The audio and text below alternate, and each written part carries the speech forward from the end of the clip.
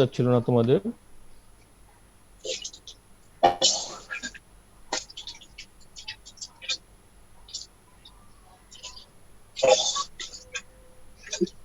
তোমাদের মনিটর হলো ইনসান না? জি sir. Insanullah Talukdar. Yes sir. কে? হ্যাঁ, স্যার দেখতে পাচ্ছি তোমাকে, ইনসানুল্লাহ তালুকদার। তুমি হলো ক্লাস শেষে পার্সেন্টেজ নিয়ে জি স্যার। তোমার সেরান স্যারের কাছে পাঠাবে। Yes sir.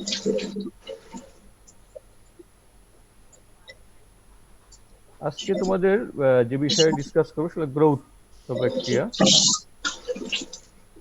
এটা সব বিষয় না, যেটুকু আমরা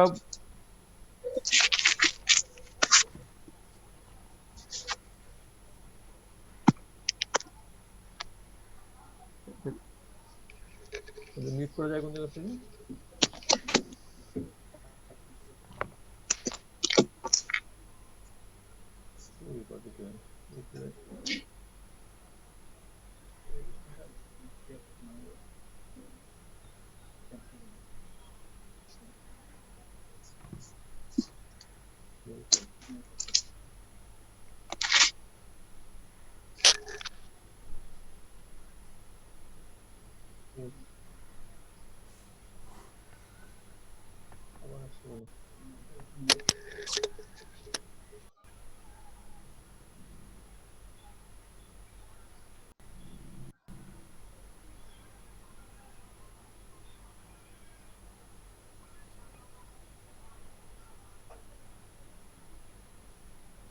দেখা যাচ্ছে ইয়েস স্যার।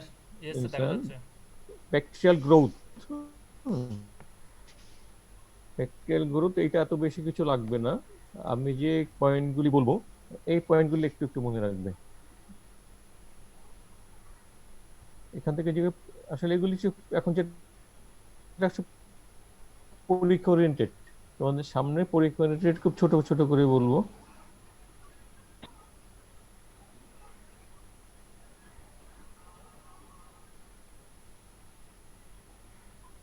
ব্যাকটেরিয়া মাল্টিপ্লিকেশন কিভাবে হয়? বাইনারি ফিশন বলা হয়। ব্যাকটেরিয়া মাল্টিপ্লিকেশন হয় for binary fission.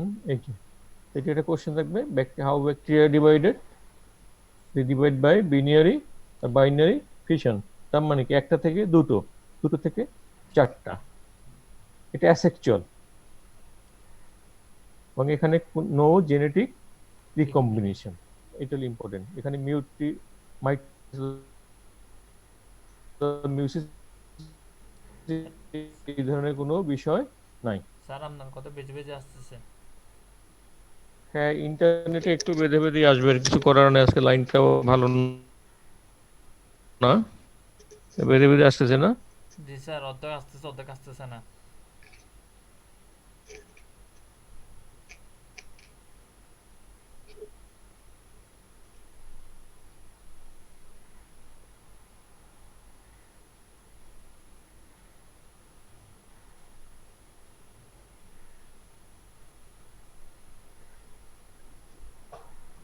Bacterial growth দেখা যাচ্ছে ইয়েস স্যার, দেখা যাচ্ছে।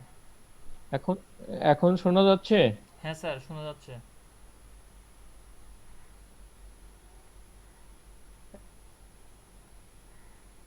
এখন শোনা যাচ্ছে। আচ্ছা। এটা কারণ, এটা আঁকতে বলি এই কারণে, কারণ বিভিন্ন বইয়ে এটা বিভিন্ন রকমের আছে। তোমরা ঠিক এই কার্ভটাই আঁকবে। ইভেন রিভিউতে যে ছবিটা আছে এটাও অনেক সময় অনেক এক্সামিনাররা অ্যাকসেপ্ট করতে চায় না। This is the standard curve. Sir স্লাইডটা একটু তোমরা তো বড় কার্ভ করে। করেছো তাই না? স্যার কার্ভ স্লাইডটা একটু বড় করে আর দেন না। আর মনে হয় বড় করা যাবে না। তারপরও দেখে যায়।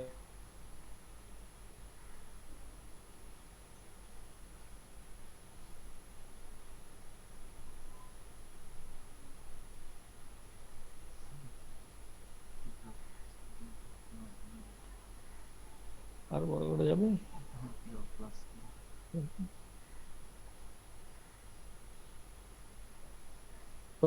বড় হয়েছে না? হ্যাঁ স্যার। হ্যাঁ।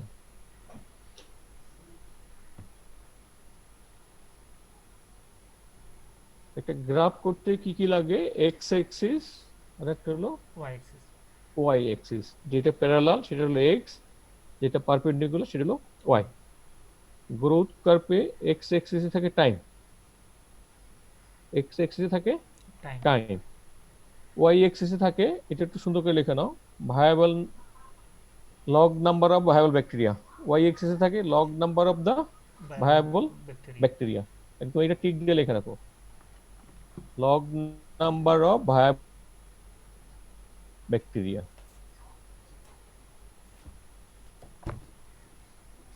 Time and y-axis done by the log number of viable bacteria। সবগুলি শব্দ লাগবে।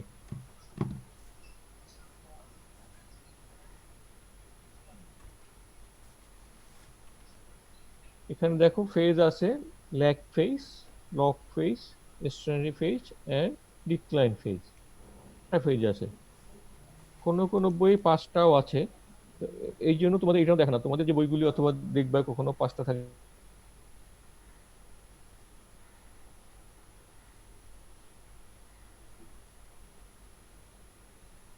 Hello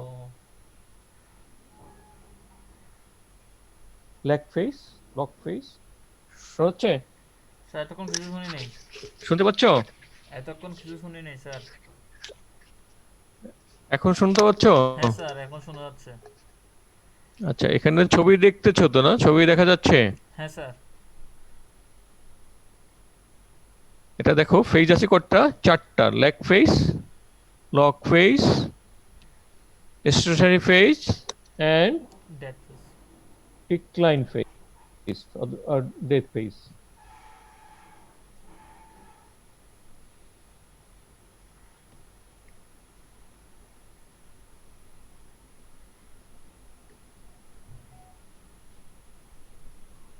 hello. হ্যাঁ, শুনতে পাচ্ছ? হ্যাঁ স্যার। হ্যাঁ, এইটা তোমার লেখা দরকার না, জাস্ট দেখো। এটা লেখা দরকার নাই, জাস্ট ফর নলেজ। একটা ব্যাকটেরিয়ার গ্রোথে কি কি লাগে, কি কি ফ্যাক্টরগুলি লাগে? Factor influence bacterial growth.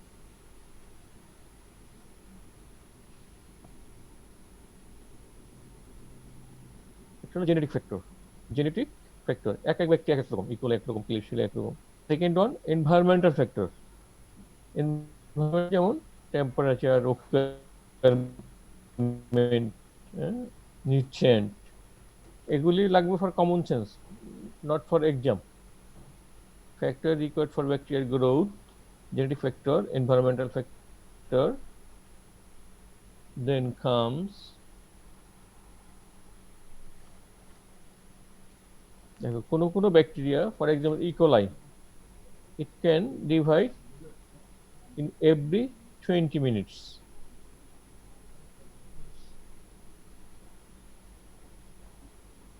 একটা দেখো কোনো কোনো ব্যাকটেরিয়া আরো বেশি টাইম লাগে। এখানে একটা তোমরা লেখো, যেটা এখানে নাই, জেনারেশন টাইম, অথবা অন্য জায়গায় আসবে, generation time or doubling time. Generation time শোনা যাচ্ছে? হ্যাঁ স্যার, শোনা যাচ্ছে। জেনারেশন টাইম oblique দিয়ে doubling time. It is the time required for a bacteria to divide one bacteria into two। অথবা সোজা কথা, একটা ব্যাকটেরিয়া ডিভাইড হয়ে দুইটা হতে যে সময়টা লাগে সেটা হলো জেনারেশন টাইম। টাইম। এই যে দেখো লেখা আছে E coli double intimate, this is the generation time of the E coli. Can't connect. শোনা যাচ্ছে? হ্যাঁ স্যার, শোনা যাচ্ছে। হ্যাঁ, মাঝখানে কানেকশন ডিসকানেক্ট হয়ে গেছে। তাহলে ইকোলাই জেনারেশন টাইম তো কত? 20 মিনিটস। এর মানে কি একটা ইকোলাই থেকে দুটো হতে লাগবে 20 minutes.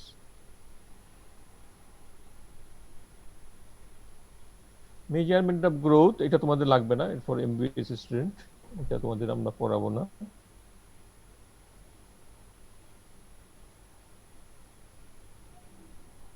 This is the growth, আগে যেটা এঁকেছো না, গ্রোথ কার্ভ।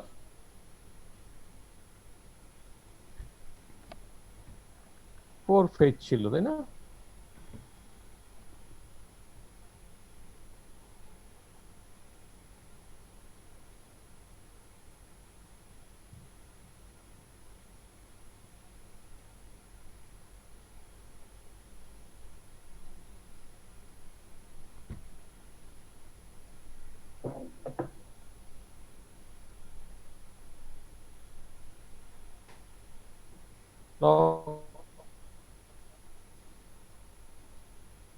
হচ্ছে না নাকি স্যার এখন শোনা যাচ্ছে।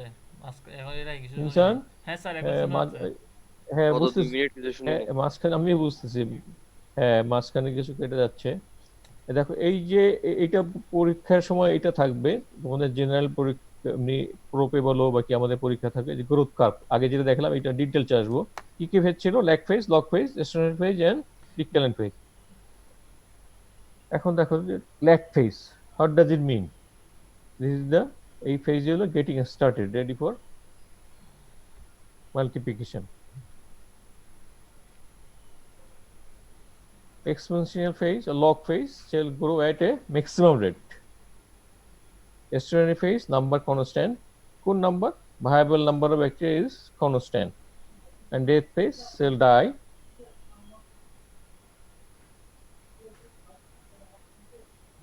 এখান থেকে একটু লিখবে, এখান থেকে একটু লিখবে ল্যাগ ফেজ ইম্পর্টেন্স কি, তো ল্যাগ ফেজটা কি, এখানে কি হয়? Increase in the cell number. Cells are adapting to the environment and cells are preparing to reproduction. Reproduction করতে কি লাগবে? The synthesis that DNA, various enzyme and show mark metabolic activity.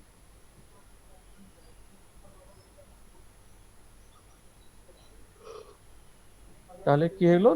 Lag ফেজে হলো এখানে সেলের নাম্বার বাড়ে না, but they prepared for reproduction.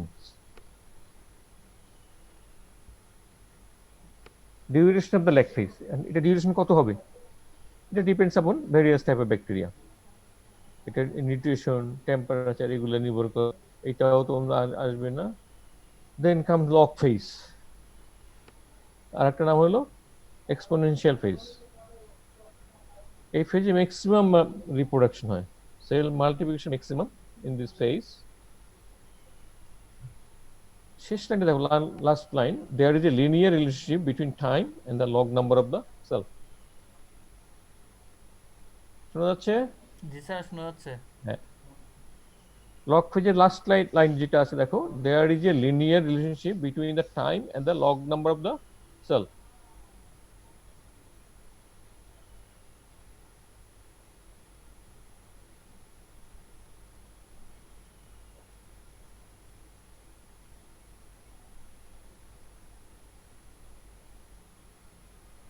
এখানে একটা প্রশ্ন থাকে অথবা করে, what is the clinical importance of the log phase or exponential phase?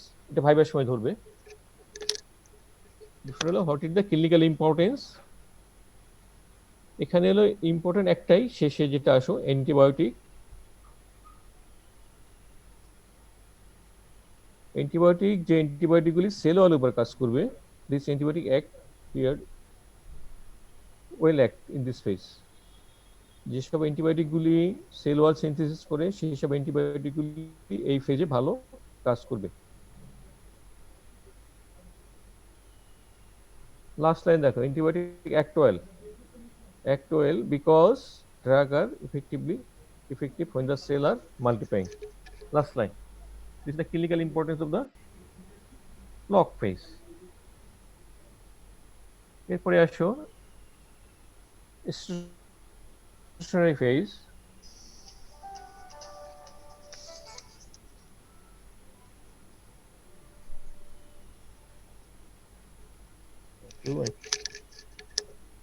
হ্যাঁ রানী, আমি শেষ, হ্যাঁ শেষ করে আমি করবো। এই 20 মিনিট। হ্যাঁ আচ্ছা, দেখা যাচ্ছে? Yes sir. Stationary phase. হ্যাঁ, এখানে কি হয়, যতগুলি এটার কথা যেটা বুঝবে, যতগুলি সেল ডেথ হবে অতগুলি সেল তোমার জন্ম হবে। ডেথ রেট এবং গ্রোথ রেট সেম। এখানে যতগুলি সেল গ্রোথ হবে ততগুলি সেল ডেথ হবে। এর জন্য viable number is the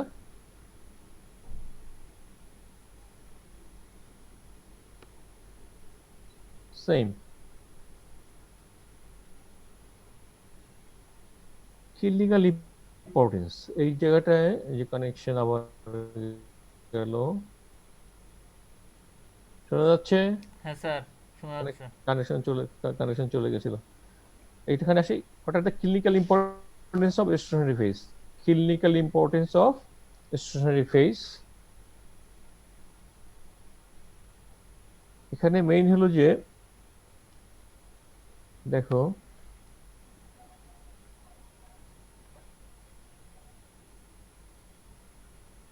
secondary metabolites, third one দেখো, প্রথম দুইটা অত লাগবে না। Secondary metabolites such as antibiotics, exotoxin are produced in this phase. Bacteria যে এক্সোটক্সিন তৈরি করে সেটা হলো in this phase. And spore, যেগুলি স্পোর ফর্ম করে যেসব ব্যাকটেরিয়া, জাস্ট হবে না,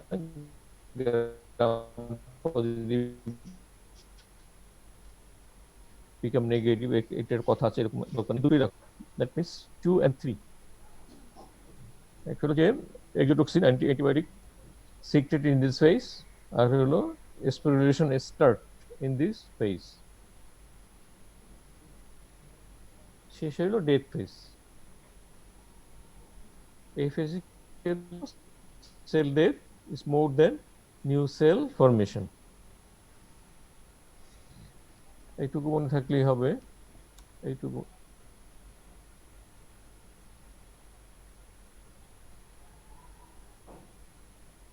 এরপরে ভাইবার সময় একটু ধরে যে কি কি রিকোয়ারমেন্ট, একটা ব্যাকটেরিয়ার গ্রোথ করার জন্য কি কি রিকোয়ারমেন্ট লাগে।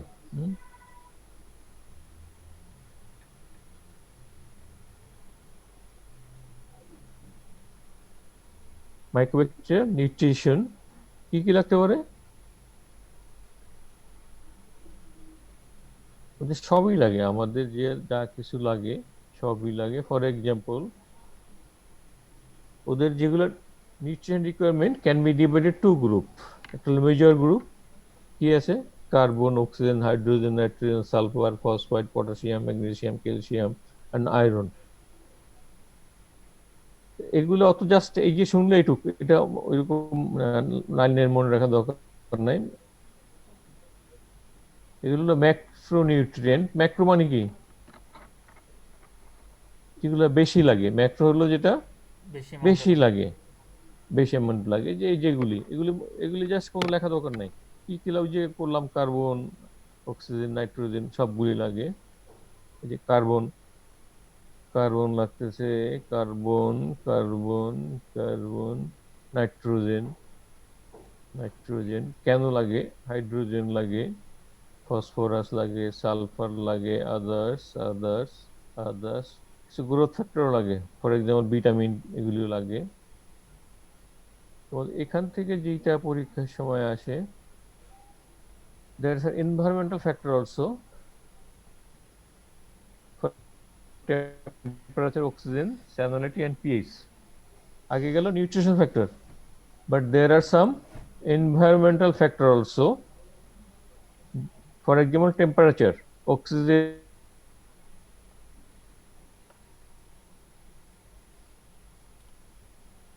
হ্যালো।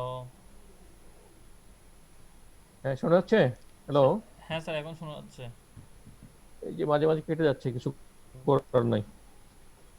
আচ্ছা, অ্যাকর্ডিং টু টেম্পারেচার ব্যাকটেরিয়াগুলিকে 4 ভাগে ভাগ করে, তোমাদের এটা লাগবে না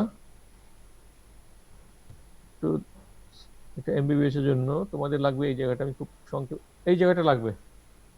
অক্সিজেন, অক্সিজেন আমাদের লাগে, ব্যাকটেরিয়ারও লাগে। According to requirement oxygen, bacteria can be divided in 4 group or 3 groups. একটা হলো strict aerob, এই জায়গাটা লেখো, এই 1 2 3 4 5টা লেখো, 5টা দিয়ে শেষ করে দেবো। According to oxygen, bacteria can be divided into following groups: strict aerobes, strict anaerobes, facultative aerobes, aerotolerant aerobes, and microaerophilic. এতগুলি ভাগ করা যায় অ্যাকর্ডিং টু অক্সিজেন নিড। তোমাদের পরীক্ষায় এগুলি একটু ধরা হবে, বাকিগুলি না।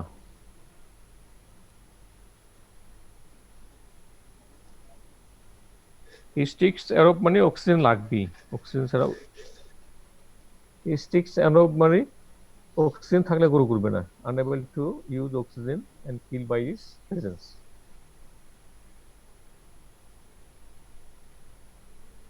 ফ্যাকাল্টেটিভ অ্যানারোবস অক্সিজেন থাকলেও গ্রো করবে, না থাকলেও গ্রো করবে।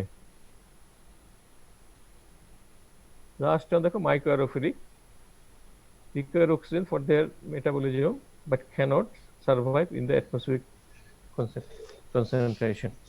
মাইক্রোঅ্যারোফিলিকে অক্সিজেন লাগবে, কম লাগবে। আমাদের নর্মাল এনভায়রনমেন্টে যে অক্সিজেন থাকে কত, 21%, 21% অক্সিজেন দে ক্যানট সার্ভাইভ।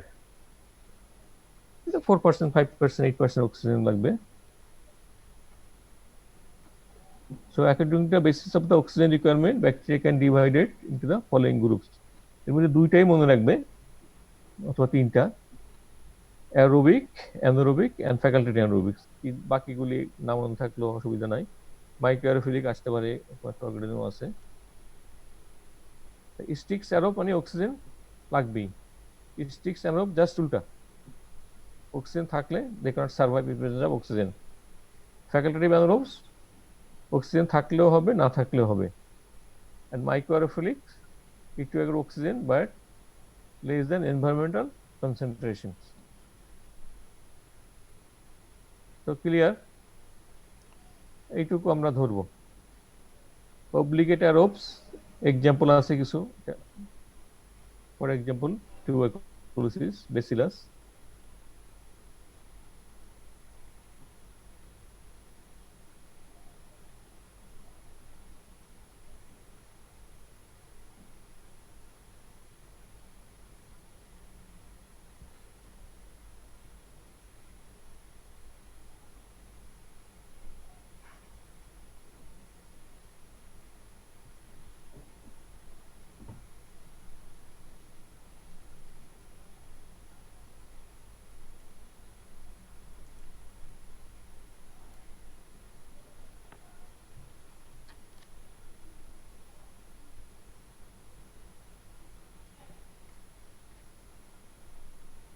আচ্ছা, এখানে একটা প্রশ্ন আছে, অব্লিগেট অ্যারোবস, এটা একটু লেখো, এই জায়গাটা একটু লেখো। শোনা যাচ্ছে? হ্যাঁ স্যার। হ্যাঁ। Obligate anaerobes cannot multiply in the presence of oxygen. Cannot multiply. কেন? Then question why? Lack of superoxide dismutase and catalase. This is important. এটা কিন্তু তোমাদের পরীক্ষায় ইনভেরিয়েবলি, কারণ আমরা অত ডিটেল যাই না তো, ছোট ছোট জায়গায় তোমাদের বলে দিচ্ছে আগে। শুধু এই পরীক্ষা না, তোমাদের পরবর্তীতে প্রোব যেগুলি হবে সেই প্রোবেও তোমাদের এগুলি ধরা হয়। তো অব্লিগেট অ্যানারোব মানে যে অক্সিজেন থাকলে ক্যানট সার্ভ, কেন সার্ভাইভ করবে না? Because this type of bacteria lack of both superoxide dismutase and catalase. কেন? নর্মাল মেটাবলিজমে তোমার সুপারঅক্সাইড তৈরি হয় এবং হাইড্রোজেন পারঅক্সাইড তৈরি হয়।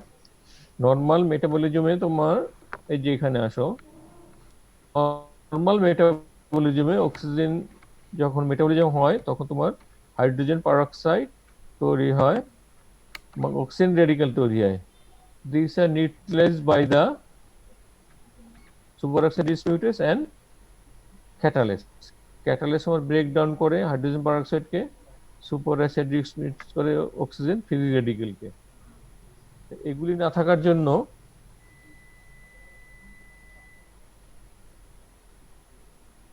যে ক্যাটালেস, সুপারঅক্সাইড ডিসমিউটেস,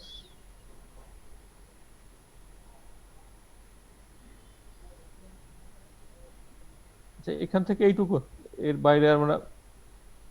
বাইরে আমরা আর যাই না। তাহলে একটা হলো যে এখান থেকে আসবে, মানে টোটাল চ্যাপ্টার থেকে, একটা হলো জেনারেশন টাইম, একটা হলো growth curve, what is growth curve, phase of growth curve, importance of log phase and importance of stationary phase. অতিক আসবে ওখানে, এখান থেকে আসবে যে তোমার environmental requirement of bacterial growth, temperature, অক্সিজেনের উপরে যদি আমরা বেস করি, bacteria can divided into aerobic, anaerobic, microaerophilic, আরো দুইটা আছে দরকার নাই। অ্যানারোবগুলি কাদের বলি? those bacteria cannot survive in presence of oxygen. কেন সার্ভাইভ করতে পারে না? Because the lack of two important enzymes, one is catalase and superoxide dismutase. এগুলো না থাকলে কি হবে? they accumulate hydrogen peroxide and metabolites which damage the bacteria.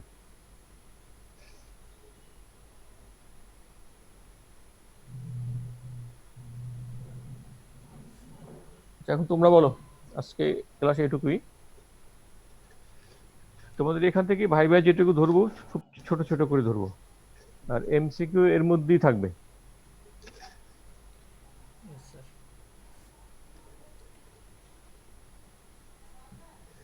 এখন তোমরা কিছু বলতে পারো,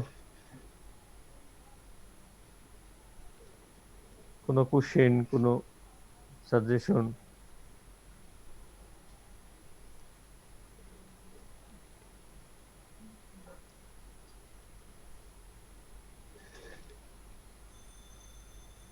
আচ্ছা, ইনস্ট্যান্ট পার্সেন্টেজটা তোমার স্যারকে পাঠিয়ে দিও। হ্যাঁ, আচ্ছা ঠিক আছে স্যার, ওকে স্যার, পাঠাই দিন। আচ্ছা ঠিক আছে, খোদা হাফেজ, আজকে এখানে শেষ করি।